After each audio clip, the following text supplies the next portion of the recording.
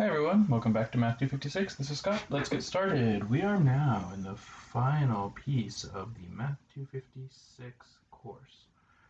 So Chapter 7 is the last of the chapters that we'll be covering, and it starts with 7.1, where we will be introduced to the last big new topic that we will be covering.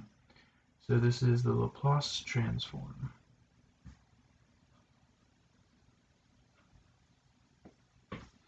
And the inverse Laplace transform.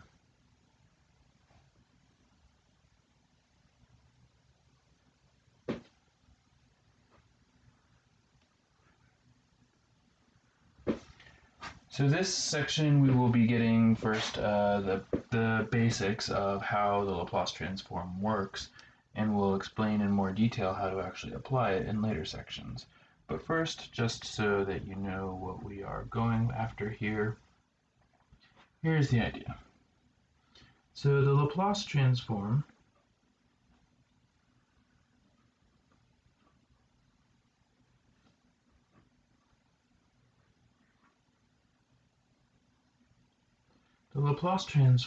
turns a function of t into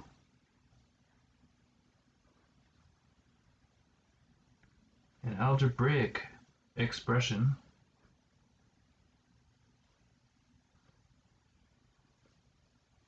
in a different letter, typically S.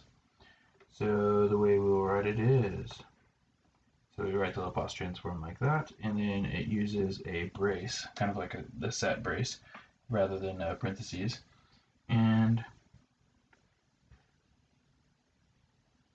so this will be, and we'll write f of S. So this here represents the Laplace transform of f, not just the antiderivative.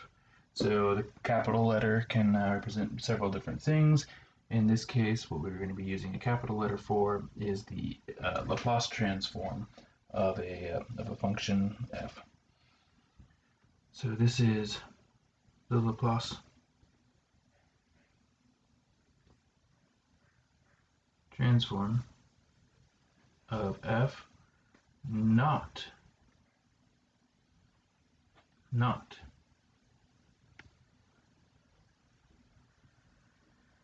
the antiderivative. And the purpose of this operation is that it will have a special relationship with derivatives that will turn differential equations into algebraic equations. So as we'll see later,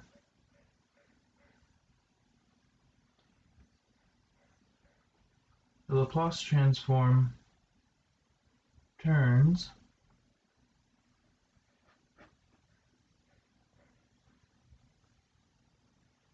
differentiation into an algebraic operation. And that's the point of it. So then what we'll do, so how we'll use this,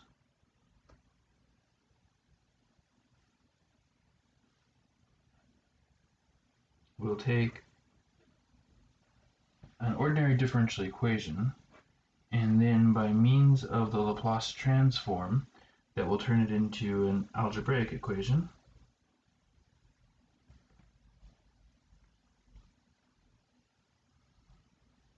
And then, by means of algebra, we will solve to get the solution.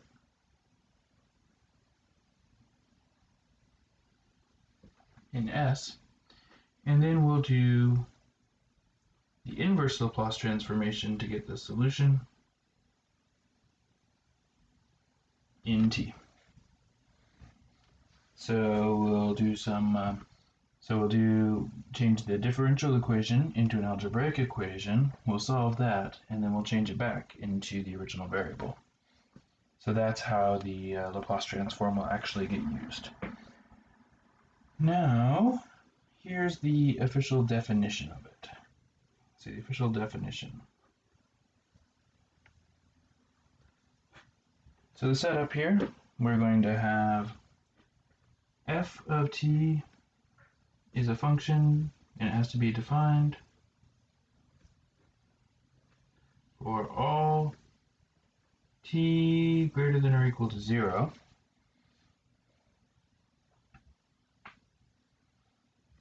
And then the Laplace transform of f of t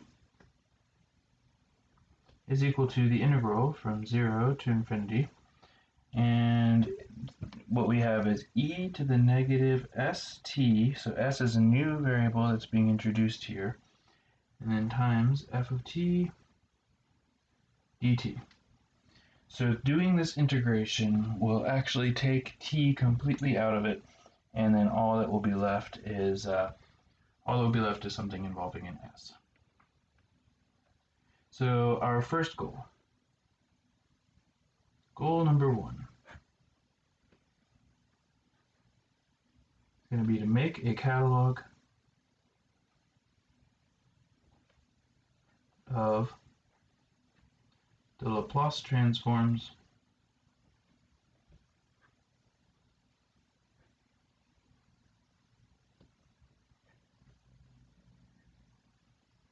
of basic functions. So that's going to be our first goal. Now, since this is an operation that is defined by means of an integral, it shares certain useful properties that integrals have, and one tool here is going to be what is called the linearity of the Laplace transform. So linearity. So note that if I were to take the integral from 0 to infinity of e to the negative st, and I were to plug in, and I were to put in here instead of just f of t, if I were to put a times f of t plus b times g of t, and we're to take that integral with respect to t, this breaks up into the two integrals, and in fact it breaks up a lot, and out can come the a. This is the integral, a times integral from 0 to infinity of e to the negative st f of t dt plus b times the integral from 0 to infinity of e to the negative st g of t dt, which then means, so thus, the Laplace transform of a f of t plus b g of t is actually in fact going to be the Laplace transform of f times a plus the Laplace transform of g times b. So it's going to be equal to a times the Laplace transform of f of t plus b times the Laplace transform of g of t. And this should just have been an ordinary script L. Script L is the usual notation used here. So in other words, a times f of s plus b times g of s. So if we are able to figure out the Laplace transforms of certain basic kinds of functions, we can combine them by linear means. So we can distribute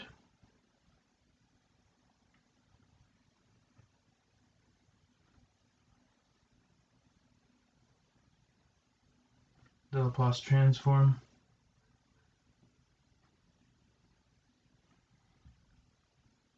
over addition, and we can pull out a constant factor.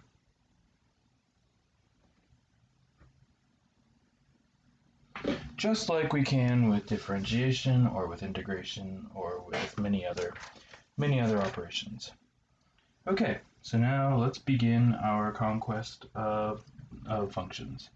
So now let's take, so let's make our catalog of Laplace transforms.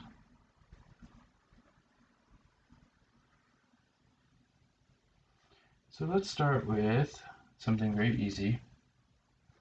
F of t is just constantly equal to 1. So we'll start with the easiest category of functions, constant functions. Well then, f of s would be the integral from 0 to infinity, and this is going to be e to the negative st times 1 dt. But we are we're anti-differentiating this with respect to t, so as far as that is concerned, s is just a constant, and so what this is going to be is the improper integral from 0 to infinity. I should rewrite that. What I mean is, it's going to be negative 1 over s,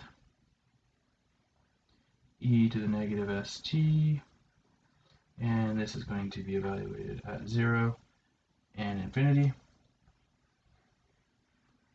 Now on this side, this goes to 0 if we plug in infinity, so this is going to be negative 1 over s times 0 minus e to the negative s. And so what we're going to end up with, e to the 0. So what we're going to end up with is going to be just negative 1 over s times negative 1, or in other words, just 1 over s. So the Laplace transform of just a constant is equal to just 1 over s. And this is specifically where s is greater than 0. Otherwise, this one is no longer true. And the reason for this is because e to the negative st will go to 0 as t goes to infinity if s is greater than 0. So in other words, if it has a negative exponent, then it has a horizontal asymptote at 0, which it'll approach as t goes to infinity. So that's the reason for this part right here. However, it's not really going to be our business to be plugging values for s very often into this, so that's just kind of a technicality, actually. Now let's work our way up a little bit, up the ladder. So the next level up from this is going to be f of t is equal to just t. So we went from a degree 0 polynomial to a degree 1 polynomial. And so what we're going to have here is the integral, so f of s is equal to the integral from 0 to infinity, e to the negative st times t dt, which is going to be a case of integration by parts where we're going to have u equals t, making du equal to dt. dv would have to be the e to the negative st dt, which then would make a v of negative 1 over s e to the negative st. And so when we integrate this by parts, we're going to have negative t over s e to the negative st, and then minus the integral from 0 to infinity. Oh, and this is going to be evaluated at 0, infinity. And then minus the integral from 0 to infinity of v du, so that's going to be negative 1 over s e to the negative st dt. So then, over here, what we're going to have is we're going to be plugging in t of infinity, and this will be going to, and this, if s is greater than 0, then t e to the negative st will go to 0 as t goes to infinity, and that's because it's exponential decay versus just linear growth. So exponential beats linear.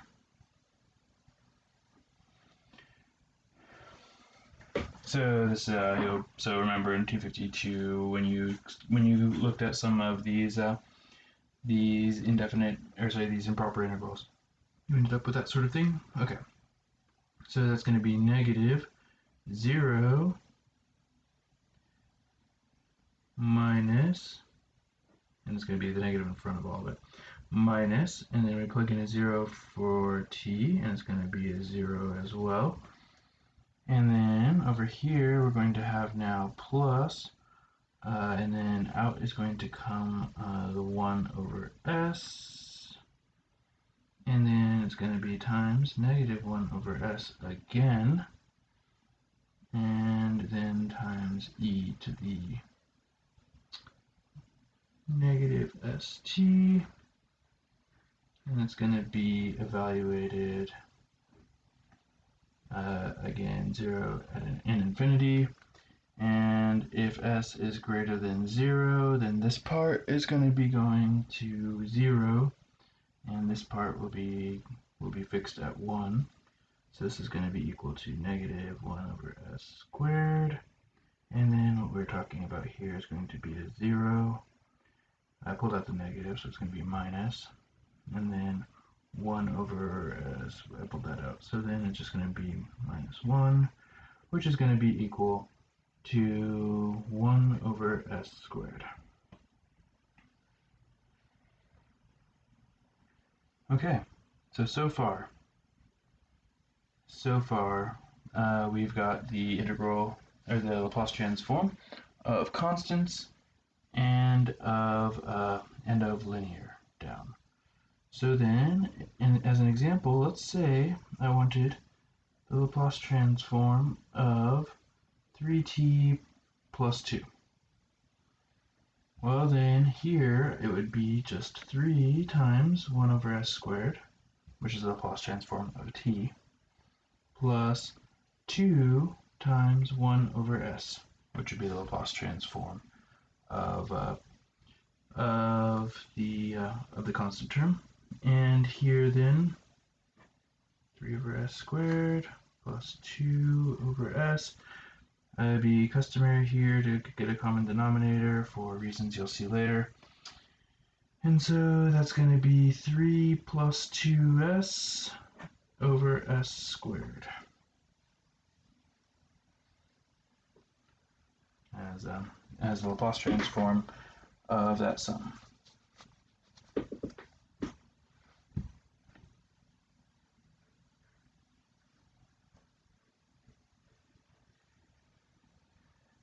Okay, now if we were to continue the process of doing these integration by parts, then what's going to be happening is that we are going to end up with more and more links in our differentiation by parts chain, And we can skip to the more general case. So in general, or in almost general,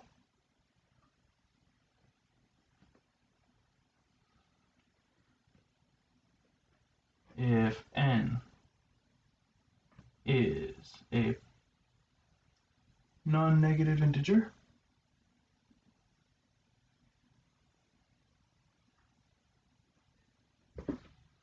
then the Laplace transform of t to the n is going to equal n factorial over s to the n plus 1.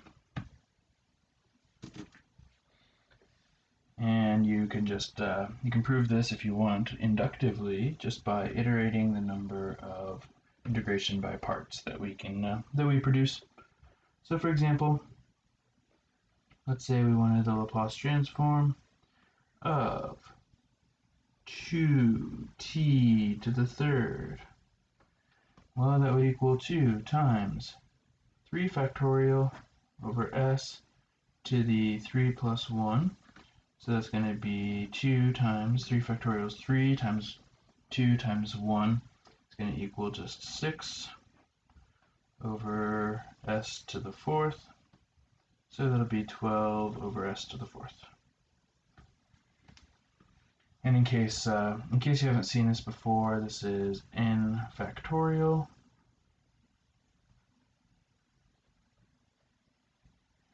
it's equal to n times n minus 1 times n minus 2 on down until you just get to a 1.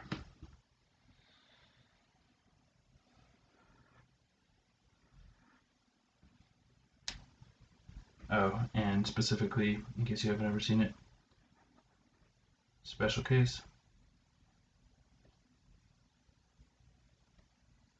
0 factorial equals 1. To learn more, Google factorial. So 3 factorial is 3 times 2 times 1, which equals 6. Okay. Now, if n is not a non-negative integer, now, if n is not a non-negative integer,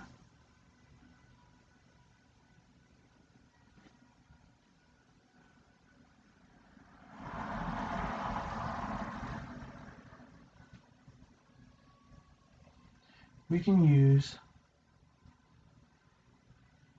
the gamma function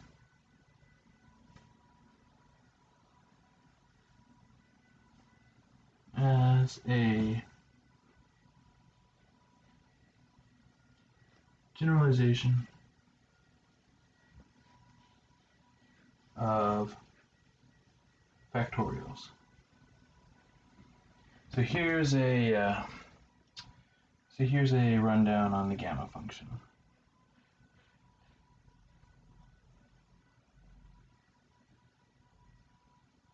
So gamma function. First off, the definition. So the definition of the gamma function is that the gamma of x is equal to the integral from 0 to infinity of e to the negative t times t to the x minus 1 dt. So it's defined in a way that's kind of similar to the definition of the Laplace transform, but the reason why it's defined this way is that this kind of an integral has a certain property, and when you go around integrating this, you end up using integration by parts, and then by integrating by parts,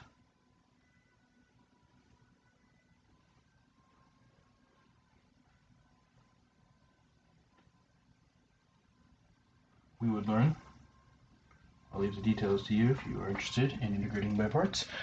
We would learn that the gamma of x plus 1 is actually the same thing as x times the gamma of x. And furthermore, if we actually wanted to integrate, if we wanted to evaluate this on down, we would get that gamma of 1 was equal to 1. And so what that means is that actually if we were to go up the ladder, then we could see something like this. So an alternative way of looking at this is that gamma of x equals x minus 1 times gamma x minus 1, which means that we can build up to the next level by multiplying by whatever level we're at, and this leads us to, so also we know that gamma, or we can find that gamma of 1 equals 1. Together,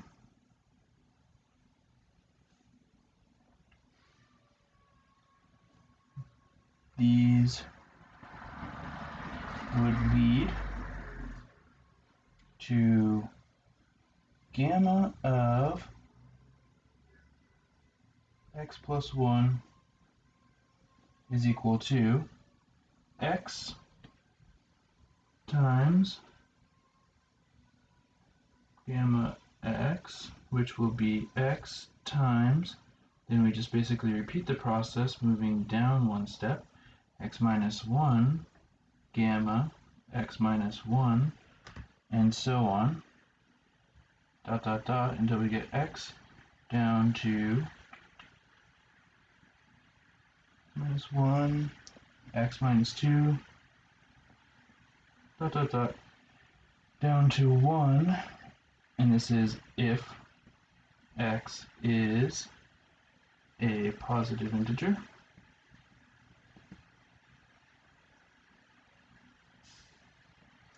Which would mean that gamma of x plus 1 corresponds with x factorial.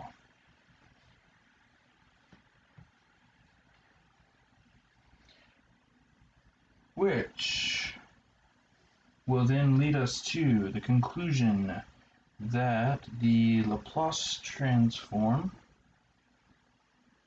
of t to the a would equal,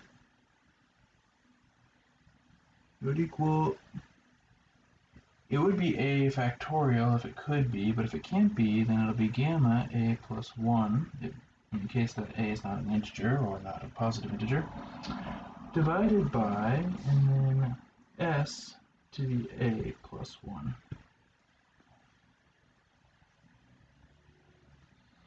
Now this is easy to write down, but it's not easy to evaluate unless we know some more properties about gamma. So to actually evaluate gamma of a plus 1, it helps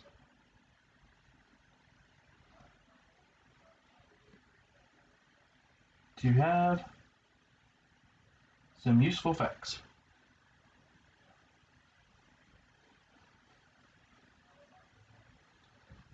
Alright, and in particular, the one main useful fact that we are going to be using is this. So this one is going to seem like a real shot from the blue here, but it happens to be the case that gamma of 1/2 is equal to the square root of pi. Now, if you want to know why that is, it comes down to a certain amazing fact.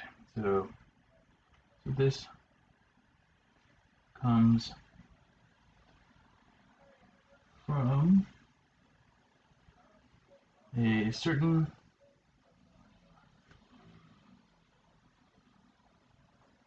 amazing fact, and we won't go through the details of how it comes from this, but it is interesting, and I don't want you to go your whole lives never having seen this. But the integral from negative infinity to infinity of e to the negative x squared dx is equal to the square root of pi. So it's an amazing fact. It happens to be true. It's useful in statistics, and it is related to this. I'll let you work out the details, or try to work out the details, and then if you run into trouble, we can always go over it with somebody at some point. If you ever desire, just get in touch with me. Be happy to discuss the details of that. Now, using this,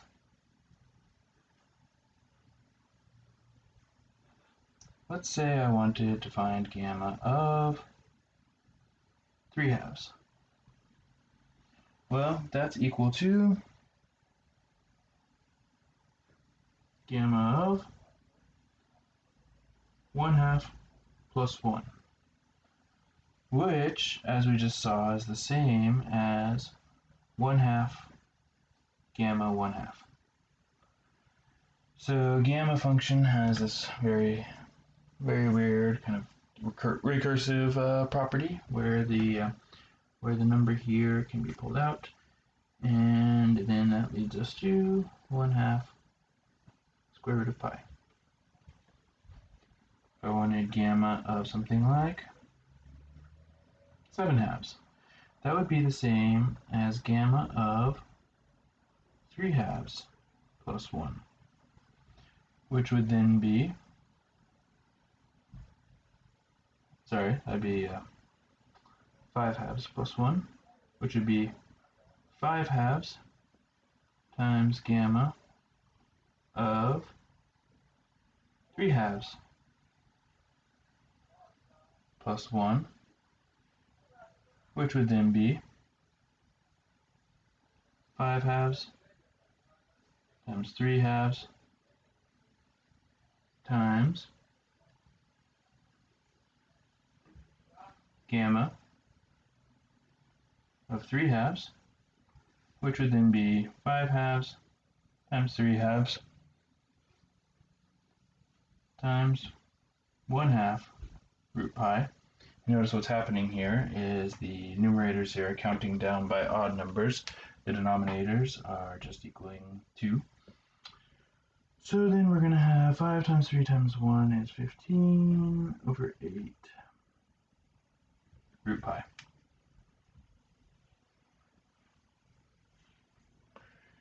So then, for example, if I wanted the Laplace transform of let's say t to the 5 halves, that would be the same as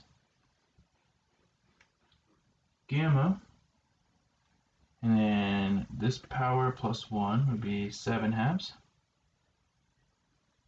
divided by s to the 5 halves plus 1, which is 7 halves. And so that'll be 15 over 8 square root of pi over s to the 7 halves.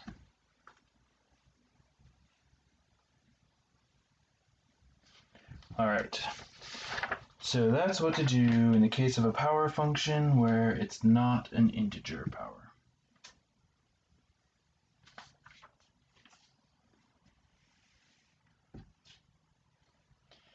Now, exponential functions. Let's say f of t is equal to e to the at. So if f of t is equal to e to the at, then, oops, just got in the habit of writing those gammas, so it corrupted my capital F. So f of s would equal the integral from 0 to infinity of of e to the negative st, this is by definition of the Laplace transform, e to the at dt, which would be the integral from 0 to infinity, e to the t times a minus s dt, which then is going to be an integral where we have, these are both constants as far as t is concerned, so it's going to be 1 over a minus s times the integral, or sorry, times e to the t a minus s evaluated from 0 to infinity. And then if what we have here is an s that is greater than a, so if s is greater than a, then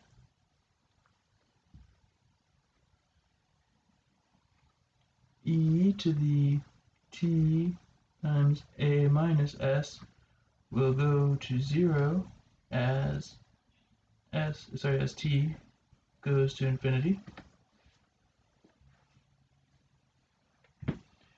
So what that means is this is equal to 1 over a minus s times 0 minus, and then if I plug in 0 for t, this is going to be a 1. And so that's going to be negative 1 over a minus s, which is the same as 1 over s minus a.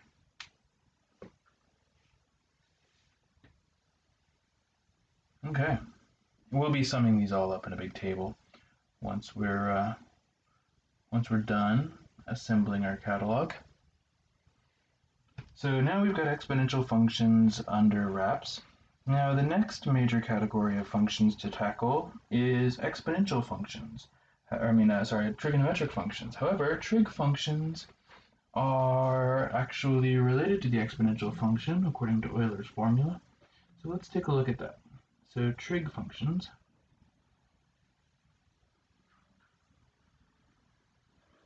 So we'll use again Euler's formula,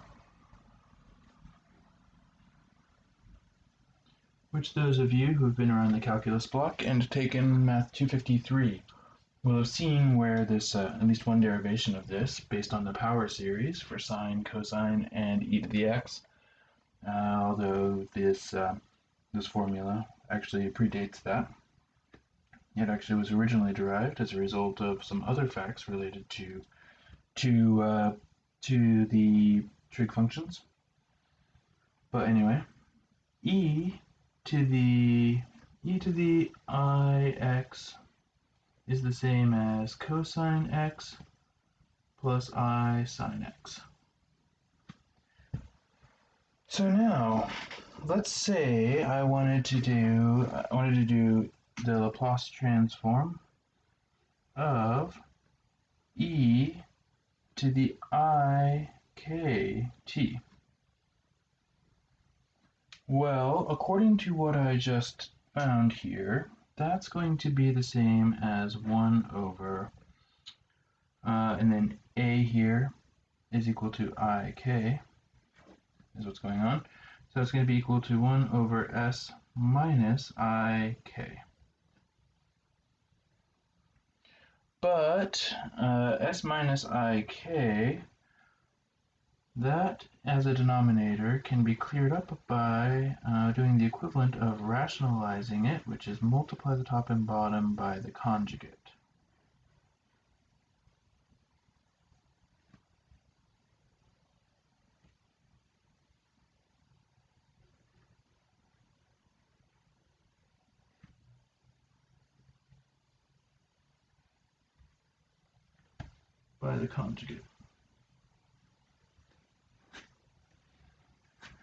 So then if you do that, then what you're going to have on the top is going to be s plus ik, and on the bottom, if you FOIL that out, it's going to be s squared minus ik squared. The middle terms will cancel out.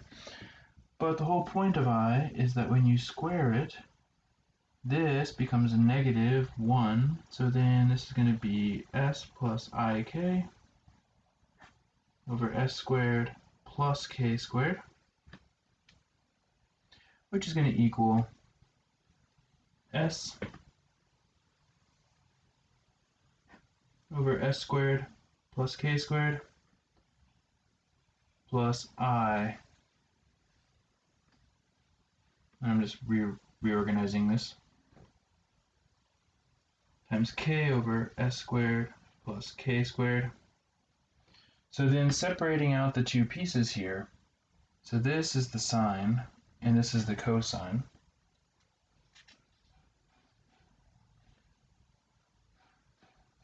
And so then, if we collect the real parts and the imaginary parts, so thus, the Laplace transform of cosine of kt will be equal to the s over s squared plus k squared,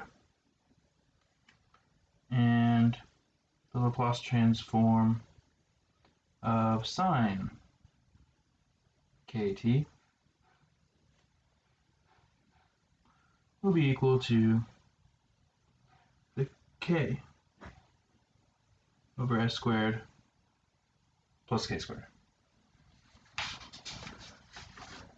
So there, now we have the sine and the cosine taken care of. And again here, for technical purposes, we will stipulate that the analysis here only worked if the improper integral converged, which only happens if s is greater than 0. But plugging in values for s is not really actually our game here. What this actually is turning it into the algebraic expression in s. So we're not actually interested in which value we're plugging in for s. We're interested in making an algebraic expression for s. Okay. Now, the next pair of functions that we're going to look at are what are called the hyperbolic trig functions.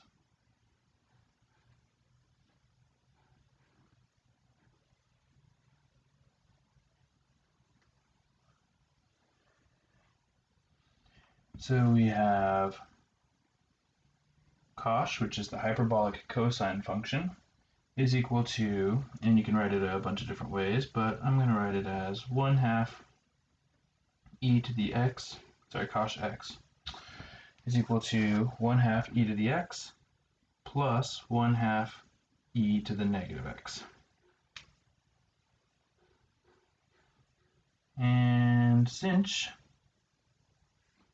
is equal to 1/2 e to the x minus 1/2 e to the negative x.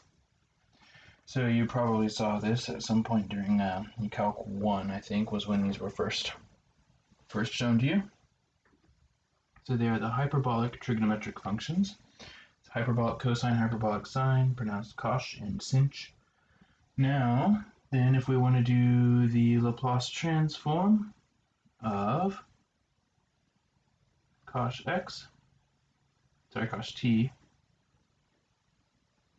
so I'm defining the functions with using x's, and then when it comes time to talk about the Laplace transforms, I'll make it the default variable t and actually make it a kt. So this would be the Laplace, so it would be 1/2 times the Laplace transform of e to the kt plus 1/2 times the Laplace transform of e to the minus kt. Now, if we look at how this is going to play out, it's going to be 1/2 times 1 over, and then here we've got k playing the role of what we usually call an a, so then that's going to be s minus k plus 1/2 1 over s minus negative k. It's going to be s plus k. Now if I want to combine the like terms, I'm going to have to multiply the top and bottom of this by s plus k, and the top and bottom of this by s minus k. So here we go. Also the 1/2 can be pulled out. So it's going to be s plus k over s minus k, s plus k. I pulled out the 1/2, so then this one's going to be s minus k over s minus k times s plus k.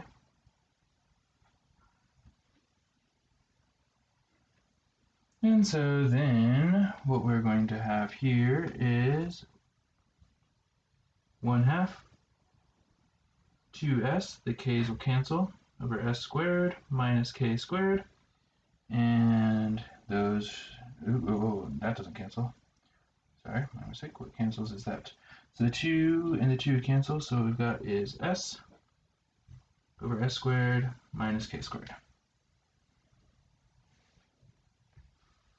And here as a note, once again to make things nice and well defined and convergent and all that, I'm going to put in a little disclaimer. We're never going to make use of this, but we're going to announce it.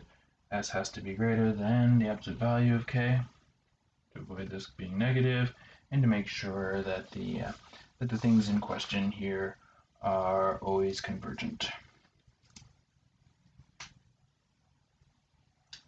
And then for the cinch, it is basically the exact same thing, but with minus, minus, and that'll change that slightly. So the Laplace transform of cinch kt is going to be 1/2 Laplace transform e to the kt minus 1/2 Laplace transform e to the minus kt. So same thing, 1/2 times, now here we're going to have 1 over s minus k. Here we're going to have minus 1 over s minus negative k, so plus k. And then that's going to be 1/2. So combining like terms, we're going to, finding a common denominator, we're going to have s plus k over s minus k, s plus k, minus s minus k over s plus k, s minus k. And so then that's going to have the effect of canceling now the s's, and it's going to be 2k over s squared minus k squared. Sorry, that's 1/2. 1/2. And so then that's going to give us k over s squared minus k squared. Okay, so that is the hyperbolic sine function. Now, when it comes time to evaluating some other types of functions, it's useful to have on hand, on the tip of our tongue, some useful trig identities that we will need.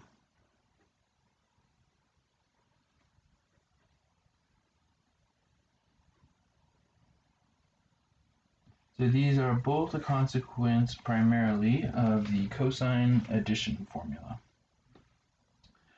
So sine squared x is equal to 1/2 minus 1/2 cosine 2x, and cosine squared x is equal to 1/2 plus 1/2 cosine 2x.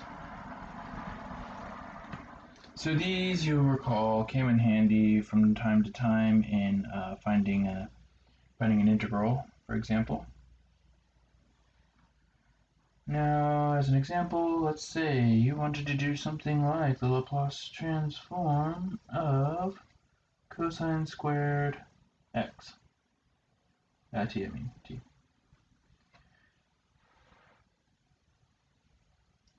Well, that's going to be 1/2 times the Laplace transform of just 1 plus 1/2 times the Laplace transform of cosine 2x, 2t, keep saying that, because it's written up there. Okay, so this we already know, it's 1/s. Now this one we also already have figured out. This is going to be, so this is have it playing the role of k equals 2. So this is going to be s over s squared minus 4. Sorry, plus 4, I mean. That minus was for cosh. So trig is plus, hyperbolic trig is minus. That's the important thing about that. Okay, so then that's 1/2 1/s plus s over s squared plus 4. So if I want to get a common denominator here, I need to multiply the top and bottom of this each by s, and I need to multiply the top and bottom of this each by s squared plus 4, s squared plus 4.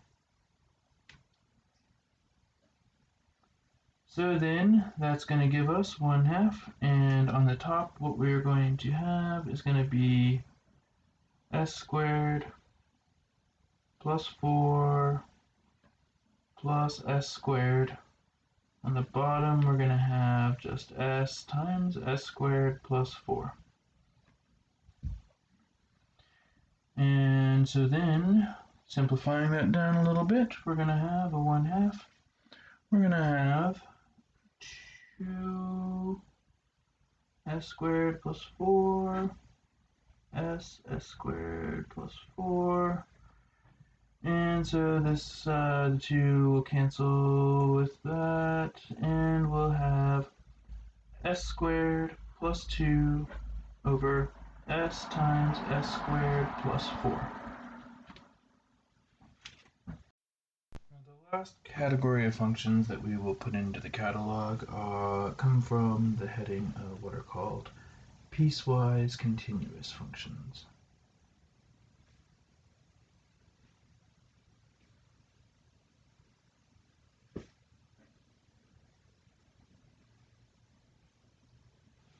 And what these mean are functions that come in discrete pieces that are each continuous, but maybe overall there are gaps or something like that. So these are functions made of a finite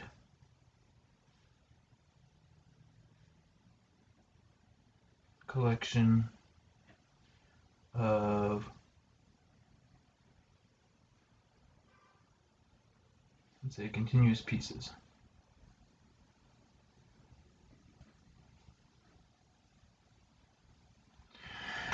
So an example of this would be what is called the unit step function.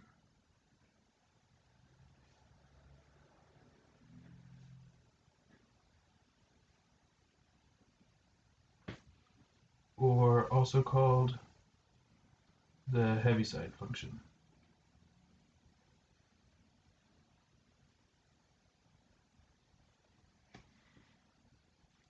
So the unit step function or a Heaviside function. So this is by default u of t, which is equal to the piecewise function that is 0 as long as t is less than 0, and then becomes 1 if t is greater than or equal to 0. So then graphically what this would look like is up until 0, the function's graph is just right along the x-axis, and then after that it's like a switch turns on and it becomes defined. and it becomes equal to 1. So there's this, and then there is the shifted version, u sub a of t, which is equal to u of t minus a, which gives just a shift to the right by a units. And this is, this looks like, so this looks like this.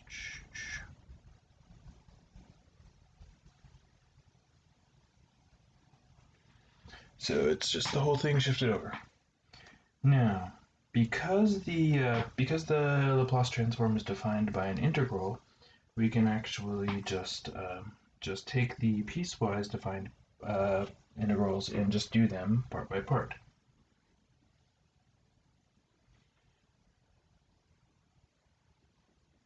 We can evaluate the integral that defines the Laplace transform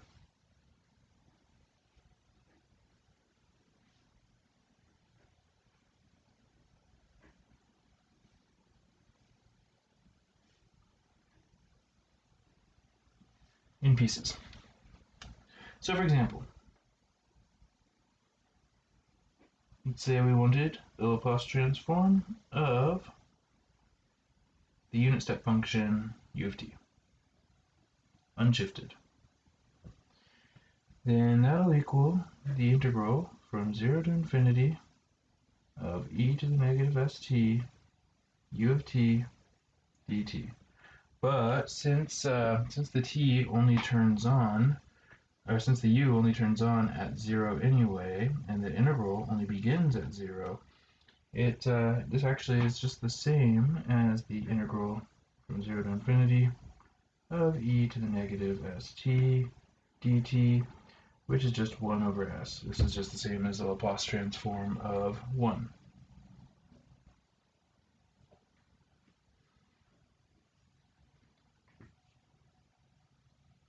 And here, as usual, s has to be greater than 0.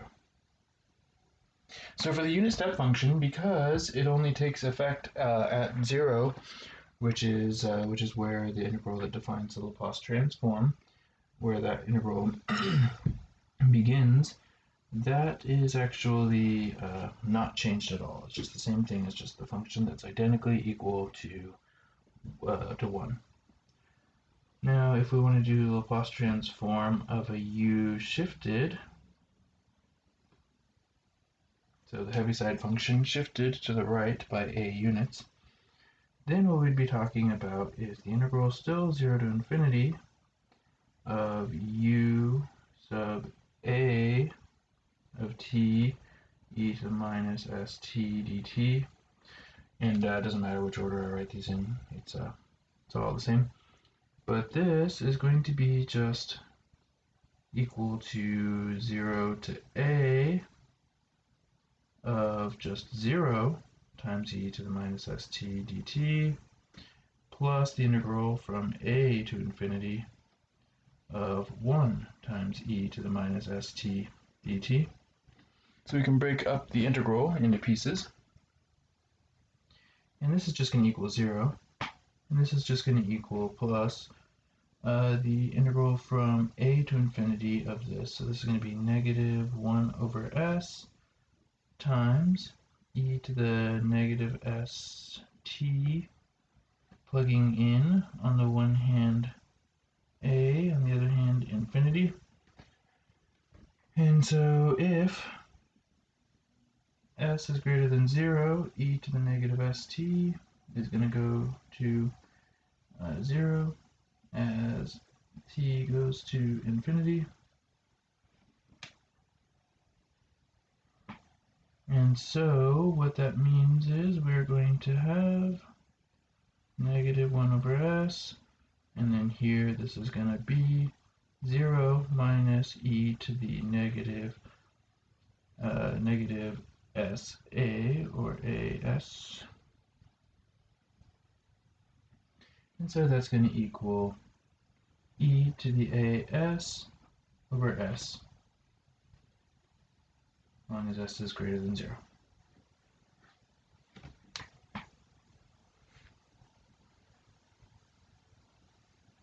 Okay.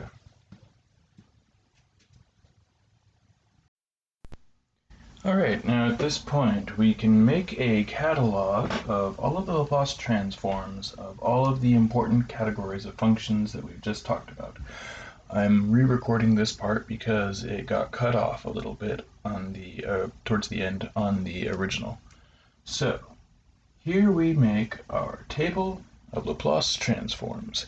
So once again, we are going to put the functions, their Laplace transforms, and then when necessary, some little stipulation on the s. So a table of Laplace transforms. So f of t, capital F of s. First, just a constant. So a constant function is going to be 1 over s, and then times whatever that constant is. So if this is 1, it'll be 1 over s. If this had been 2, it'd be 2 over s. And this is valid as long as s is greater than 0. The reason for that, remember, is that we are talking about an improper integral, and improper integrals only converge under certain conditions, and here the condition is that this is s greater than 0. However, it's not important to us exactly what the value of s is precisely, because we're not actually using this as a function, we're using it as an algebraic expression. So this is going to be an algebraic expression you'll see in the next section. That we'll use it to do some algebraic manipulation, and then that will help us to solve some differential equations. All right, then the next one, if we have just a t, then that's going to be 1 over s squared, again, s greater than 0. And because these Laplace transforms are linear, if you were to take any sum of these, then it would be the sum of these. If you were to take any scalar multiple of these, it would be a scalar multiple of these. Alright, now if we have a power function, like a regular power function, t to the n, then it's going to be n factorial over s to the n plus 1, where s is greater than 0, and this is true for any positive integer. So a classic power function with an integer power, a positive integer power, it's going to go like this. Now so n factorial over s to the n plus 1. Now if, on the other hand, n is not an integer, then the factorial exactly is not defined. However, we can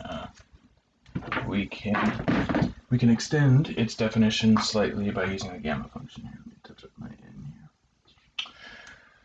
We can extend the definition using the gamma function defined earlier. And so if we have a different power on the t, then it's going to be gamma a plus 1 over s to the a plus 1, and that's s greater than 0. So it's the gamma function defined earlier. This is the general way that the factorial function can be extended to not only negative numbers but also fractions. Now here we have our first serious category of functions, so exponential functions. So power functions are all one thing, but then this is the kind of thing that comes up most frequently in differential equations. These are the kinds of things that differential equations frequently have as solutions, and so this is the parent of the families of functions that come next. So we have e to the at, and this is going to be 1 over s minus a, and here the stipulation is this is only going to converge if s is greater than a. But again, these parts are only technicalities. We don't actually need to take them too much to heart, because we are interested in the formal algebraic side of things here, not in them as functions. Alright, then we get to the cosine and the sine. So cosine kt is s over s squared plus k squared. This is valid for s greater than 0. So one way I remember this is, here, we'll get to the next one. Sine kt, on the other hand, is k over s squared plus k squared. And then here again, s is greater than 0. So one way I remember these is you might think s goes with s, the cosine goes with k, and it's just the swap of that. So sine goes with k, cosine goes with s. So just I don't know. For some reason, I find it helpful mnemonic to just think of the k's swap and the s's swap. But that's just a mnemonic. And then we have the two hyperbolic functions, the hyperbolic cosine and the hyperbolic sine. So the main difference between them and their trigonometric cousins is a minus downstairs instead of a plus. And same thing here. So sine and hyperbolic sine, cosine and hyperbolic cosine are very similar functions. The difference is that they have a subtraction instead of an addition. And again, just by way of mnemonic, what I often remember on that is T for trig. So the plus looks like a T for trig.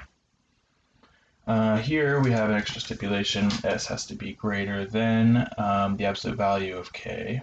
These ones, however, this works for any s greater than 0.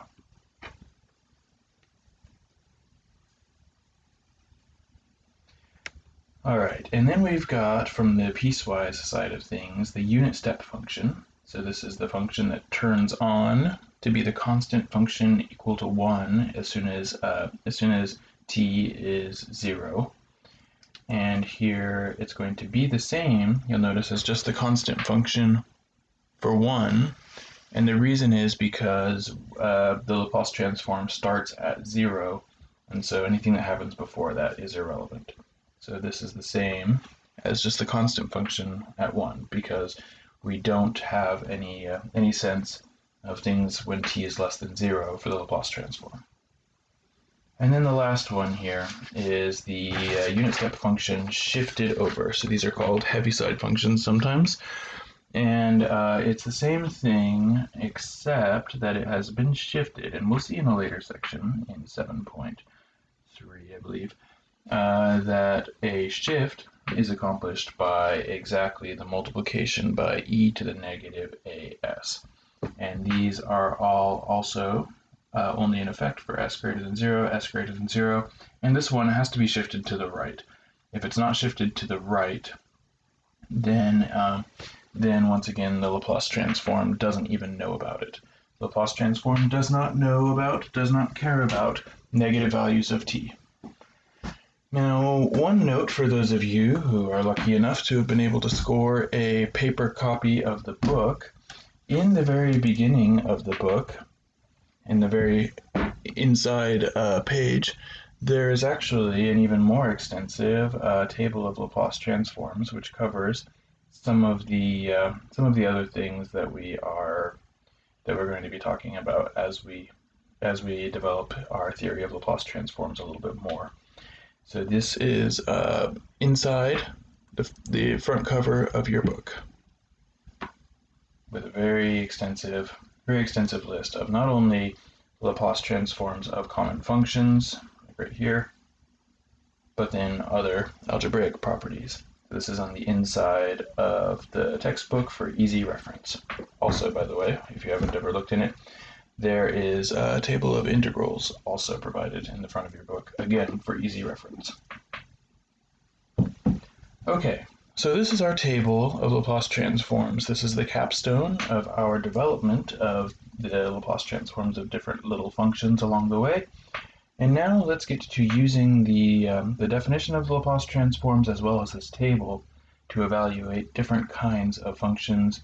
And we'll start with a piecewise defined function. All right, now let's try an example of one of the piecewise functions. So an example here, find L of f of t for f of t given below. And the f of t that we're going to be talking about here is going to be a piecewise defined function that's going to look like this. So it's going to have three pieces. one piece that goes up in a linear fashion, like that, going from 0, 0 to 2, 2. And then the next piece will be going horizontally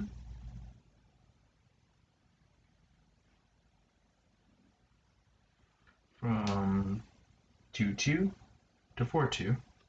Then let's say the next piece goes down like that, and goes from 2, 4 to 5, 0. So this is going to be a piecewise function in 3 pieces, and it's pretty easy to see what 2 of the pieces are. Then the third one we're going to have to do a little bit of work to get. So if we take the first piece here, that's just going to be t. You can see it's just going up.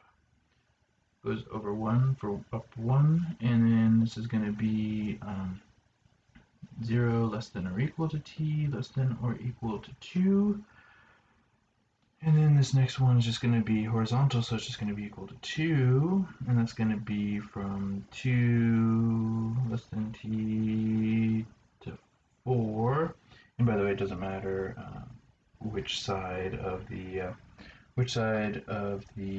boundary here you put the less than or equal to. It'll all come out the same in the end. And then for this part, let's figure this out. So if m is negative 2, and it contains the point 5, 0, then we could say y equals negative 2 times t plus b, and solve that for b.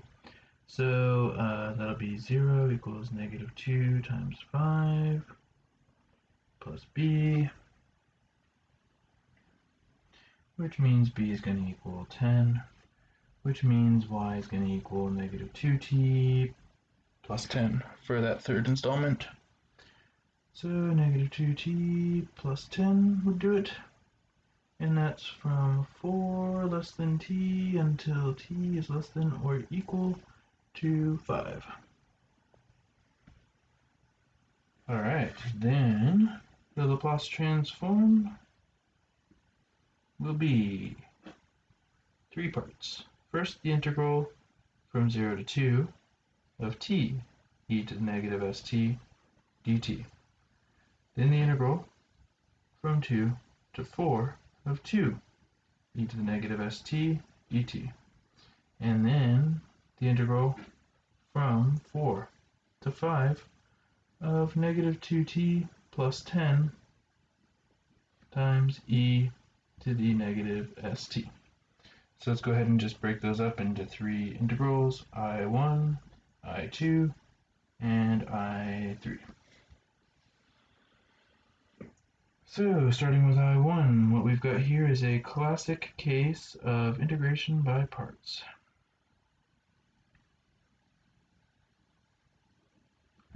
So integral from 0 to 2, t e to the minus st dt. So we're going to go with a u of t, which puts a du of dt. dv will be e to the negative st, which makes v negative 1 over s e to the negative st. I'm sorry. The dv includes the dt part. So this is going to be the rules of u and v, and so here we go. I1 is going to equal uv, so it's going to be negative t over s e to the negative st, and that's going to be evaluated 0 to 2, minus the integral negative 1 over s e to the negative st dt from 0 to 2. So here, when we plug in 2 for the t, that's going to be minus 2e to the negative 2s over s. Over here, we're going to bring down another 1 over negative s. So it's going to be negative, negative, negative. So it's going to be a total of minus 1 over s squared e to the negative st, and that's going to be going 0 to 2. So it's going to be negative 2 e to the negative 2s over s minus 1 over s squared. And in here we're going to have e to the negative 2s minus 1. Okay, so let's call that good. Of course, we could simplify. We better simplify it at least a little bit. Negative 2 e to the minus 2s all over s minus e to the negative 2s over s squared minus 1 over s squared. But we won't break our plus, actually, on that last one. But we won't break our backs doing too much simplification here. There's no reason to go too crazy on that, because we've got 2 more integrals to do. We have to keep our powder dry. So now let's tackle I2, which is a little bit of a cool down lap. It's much easier. So 2 to 4, the integral from 2 to 4 of 2 e to the negative st dt. So now this is just going to be 2 negative 2 over s. So s is not 5s. Unfortunately, s is an awkward letter for this very reason. It's very similar to the number 5. And e to the negative st from 2 to 4. And so what we're going to have is minus 2e to the negative 4s over s minus negative, so plus 2e to the negative 2s over s.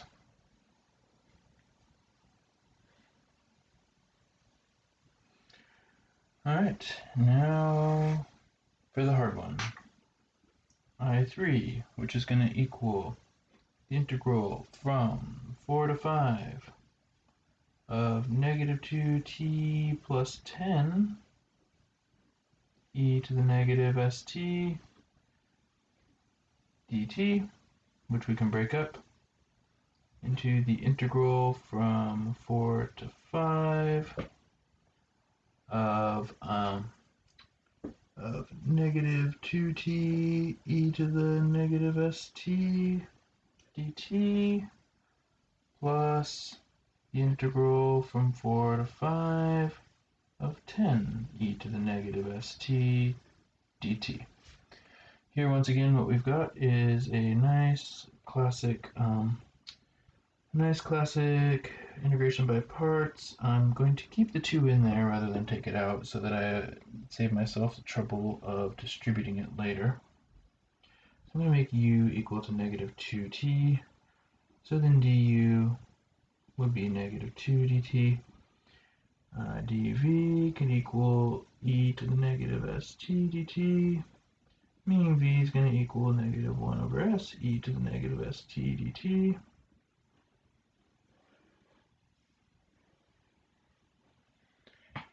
And that is going to then lead us to uv. So it's going to be negative, negative is going to become positive 2t over s e to the minus st, and that's going to be going 4 to 5, and it's going to be minus the integral negative 1 over s e to the negative st times negative 2 dt.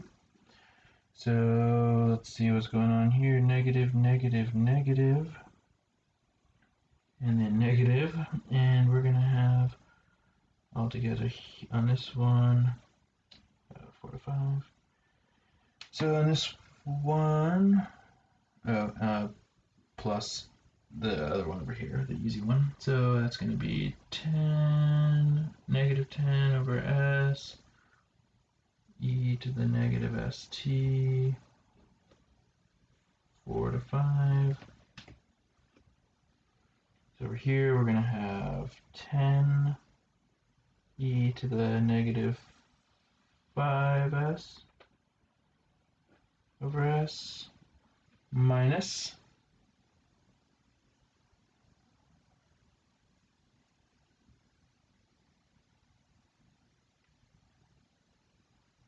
8 e to the negative 4s over s. Over here we've got a whole bunch of negatives, a positive, negative, but down will come another negative, so altogether it's going to end up being positive 2 over s squared e to the negative st 4 to 5. And then this next one over here is going to be minus 10 over s times, what are we going to have? We're going to have e to the negative 5s minus e to the negative 4s. Okay, finally things are starting to come together a little bit. So 10 e to the negative 5s over s minus 8 e to the negative 4s over s. Here, when we put in, we're going to have plus 2 e to the negative 5s over s squared minus 2 e to the negative 4s over s squared. And then here, minus 10 e to the negative 5s over s. Notice we've got some canceling happening over here. Plus 10 e to the negative 4s over s. So these ones will cancel each other. These two will be like terms. And as for the other two, they'll fend for themselves. So it's going to become just 2 e to the negative 4s over s.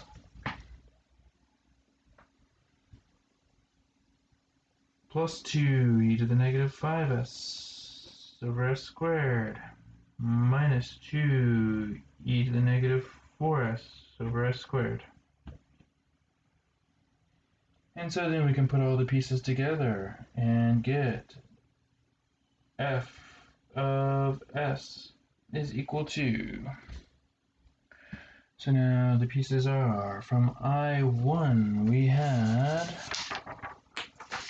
negative 2 e to the negative 2s over s minus e to the negative 2s over s squared plus 1 over s squared. And then from the I2 side of things, we had minus 2 e to the minus 4s over s. We had plus 2 e to the minus 2s over s. Then we had plus 2 e to the minus 4s over s plus 2 e to the minus 5s over s minus 2 minus 2 e to the minus 4s over s squared. All right, and then looking at some like terms, these cancel each other. Let's see, what else do we have here? We also have those are s's and s squareds. Looks like these are not quite going to cancel each other, although they are going to come close.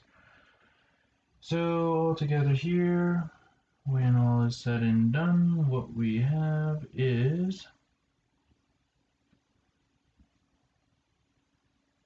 negative e to the minus 2s over s squared plus 1 over s squared minus 2 e to the minus 4s over s plus 2. Sorry, I didn't notice those two did cancel. I thought there was something else that was supposed to cancel there. Okay, so those cancel. Plus 2 e to the negative 5s over s minus 2 e to the negative 4s over s squared. Now here we can multiply the top and bottom of this by an s in order to give it a common denominator. And so if we wanted, we could pull out 1 over s squared, and it would be negative e to the minus 2s plus 1 plus 2s e to the minus 5s minus 2 e to the minus 4s. So that would be a common way of rewriting it in order to simplify it, give it a common denominator. Now the last little twist on this is the reverse process called the inverse Laplace transform.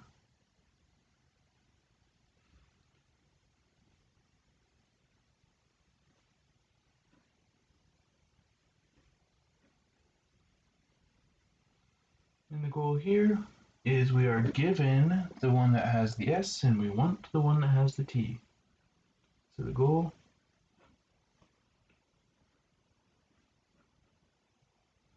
go from fs to little f of t. So find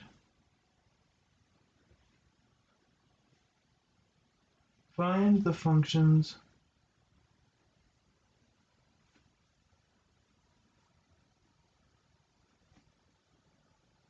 from the table we just made, that most resemble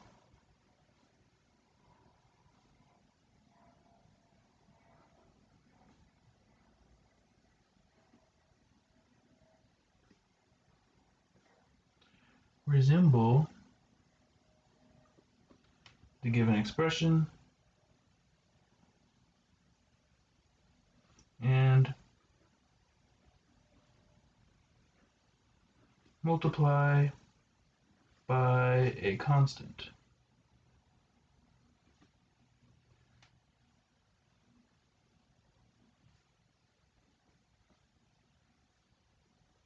To make it work. Alright, now as an example, let's just say that we started with something like this. So find the inverse Laplace of the following.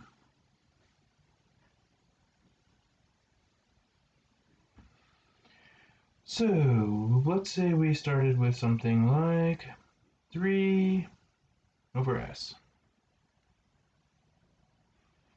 Well, if we look at the table of Laplace transforms that we compiled painstakingly, always go with the simplest one. If there's more than one option, now the one that matches this is just the constant function f of x or f of t equals just 1, but we need to multiply it by 3 so that it will equal 3 here.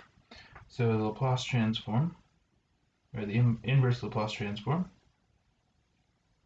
of 3 over s would just equal 3.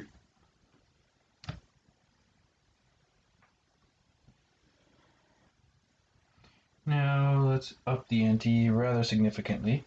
Let's take f of s equals s to the negative 3 halves.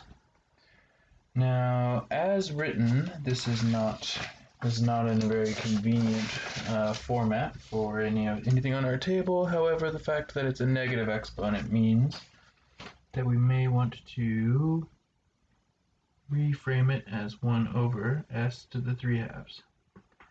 Now 1 over s's, those are very common expressions that we've seen here. In fact, every one of our expressions has an s somewhere in the denominator.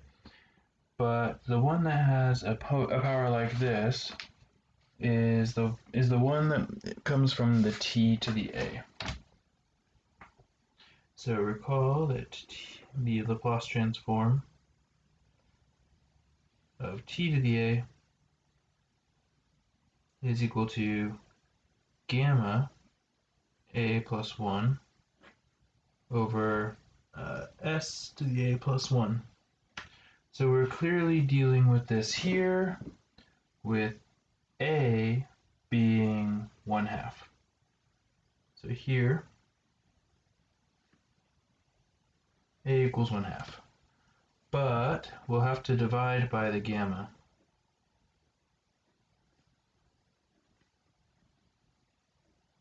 Of a plus 1, which in this case is the gamma of 3 halves, which as we figured out was 1/2 root pi, or in other words, root pi over 2. So we have to divide by that. So what that means is the inverse Laplace transform of s to the negative 3 halves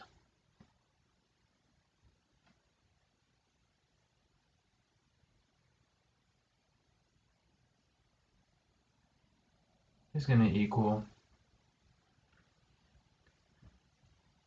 2 over root pi times t to the 1/2. And if you wanted to check it, then you would just plug in this into there, and you would get gamma of 3 halves, which is root pi over 2, divided by s to the 3 halves, and so it would all check out. Okay, so there's that one.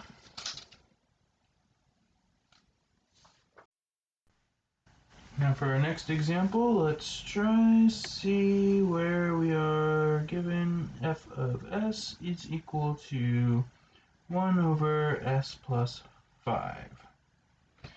So here, the closest one from the table, so bring up the table and look it over. The closest one from the table is clearly right here, e to the at. So Laplace transform of e to the at is equal to 1 over s minus a. And so here we're talking about a equals negative 5. So the inverse Laplace transform of 1 over s plus 5 would be equal to e to the negative 5t.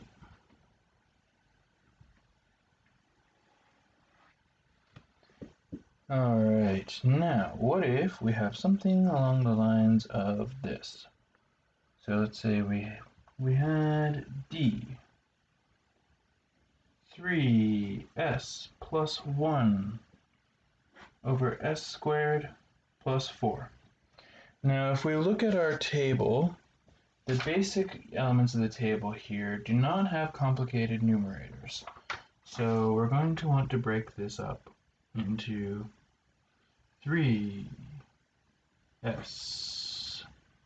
over s squared plus 4 plus 1 over s squared plus 4.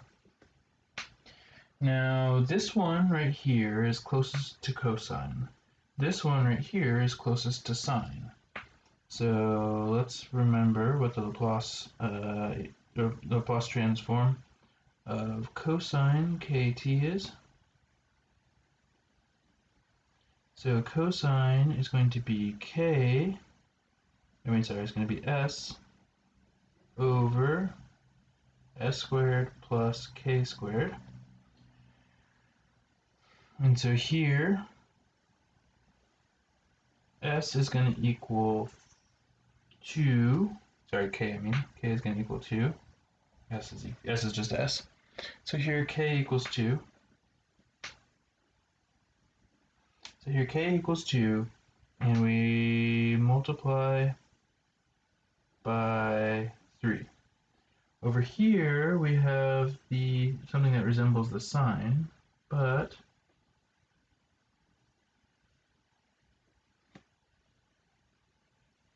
that has a factor of k on the top instead of just a 1. So what that means is we're still going to have k equals 2, and we're going to have to multiply by 1/2. So put these two things together, and we're going to get the inverse Laplace transform of 3s plus 1 over s squared plus 4 is going to equal 3 cosine 2t plus 1/2 sine 2t. Now our antennas are going up on this because this has very much the appearance of the kinds of things that we've been getting as results of the various calculations we've been doing. So we're not too surprised that something in a differential equations class is going to be producing things of that form.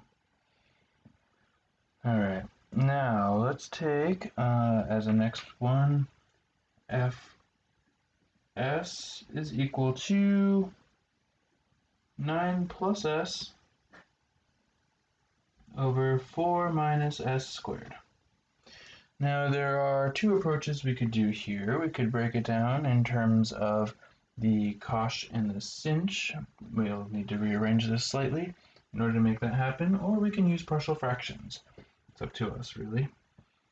I'm going to rewrite this to make it match the elements on our table, and then I'll just use that. Partial fractions as a little beyond the energy level that we have after so long a lecture.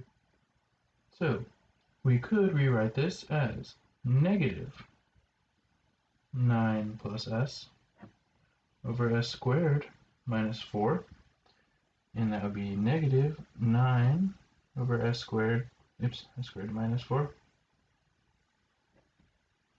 plus negative s over s squared minus 4. Now looking at the table, the reason why I did that was I wanted it to match the formats that were on it, and the formats would be for the hyperbolic cosine and hyperbolic sine functions. So we can go with so we can consider the Laplace transform of the hyperbolic cosine kt is equal to, so here we've got s over s squared minus 4. So here k would be 2 to match that spot, and would have to multiply by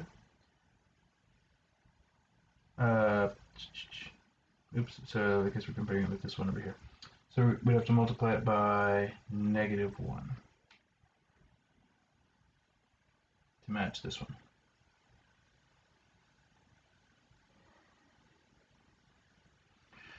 And then the Laplace transform of sinh x, sinh kx, kt I should say.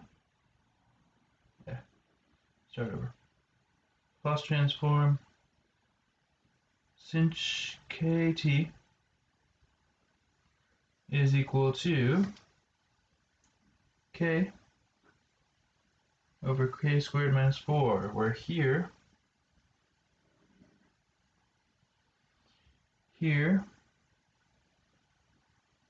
we'll be talking about k equals 2 again, and we'll have to multiply by, well, we're supposed to have a 2 on the top. We instead have a negative 9, so we'll have to multiply by negative 2, or by negative 9 over 2 in order to get what we want. Okay. So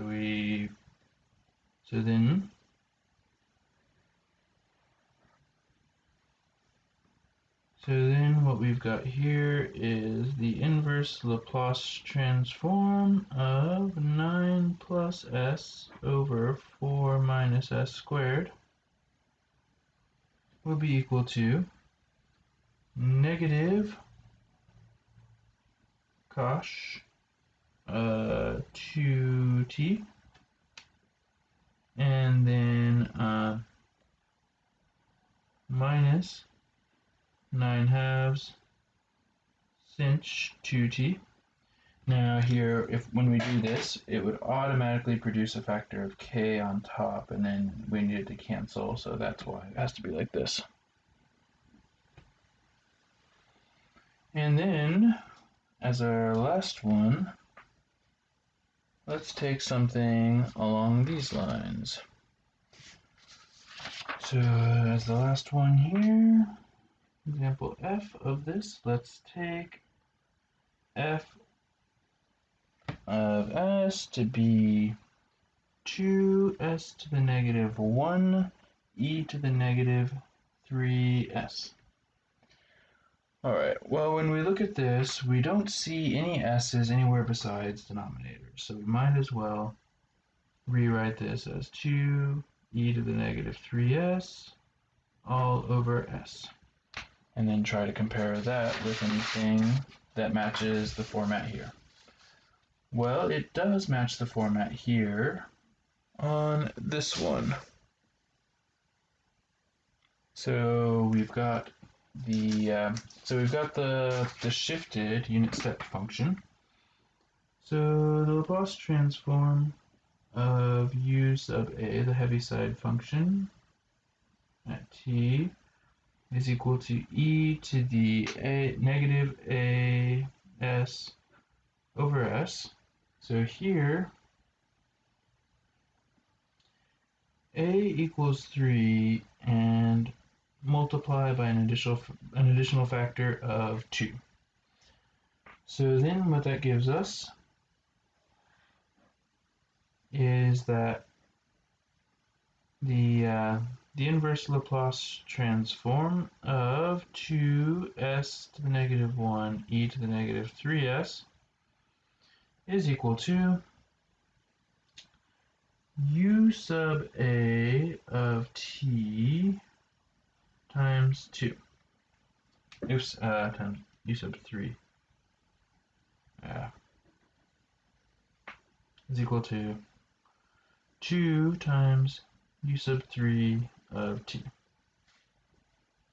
So it's the unit step function shifted over by 3 units.